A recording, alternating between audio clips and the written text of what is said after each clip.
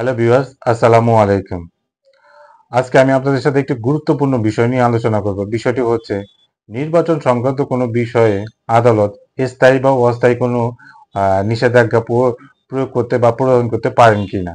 তাই সেটা আমি কয়েকটি নজিরের মাধ্যমে আপনাদের সাথে আলোচনা করছি। দেখুন, নির্বাচন সংক্রান্ত বিষয়ে স্থায়ী হোক বা অস্থায়ী হোক, আদালত কোনো ধরনের নিষেধাজ্ঞা মঞ্জুর করতে পারেন না। এটার পিএলডি 1951, SIND সিন 48। নির্বাচন অনুষ্ঠানের চেয়ে তা বন্ধ হওয়া অত্যাধিক অসুবিধার কারণ হিসেবে বিবেচনা করা হয়। এজন্য নিষেধাজ্ঞা মঞ্জুর করা যায় না। এই সম্পর্কে নীতি হলো, যে ধরনের নির্বাচন হোক না কেন তা শেষ হওয়ার আগ পর্যন্ত কোনো বিবাদ পোষণ করা যায় না। নথিটি হচ্ছে পিএলডি 66 LAH 335। কোনো নির্বাচনী এলাকায় নির্বাচন অনুষ্ঠিত হতে পারবে না অথবা কোনো ব্যক্তি নির্বাচনে অংশগ্রহণ করতে পারবে না, এই বিষয়ে নিষেধাজ্ঞা জারি করা যায় না।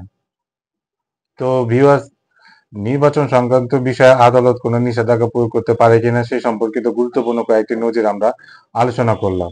এ দ্বারা যদি কারো উপকার হয়ে থাকে বা যদি উপকৃত হয়ে থাকে, অবশ্যই লাইক, শেয়ার, কমেন্ট করবেন এবং আমার চ্যানেলটি সাবস্ক্রাইব করবেন।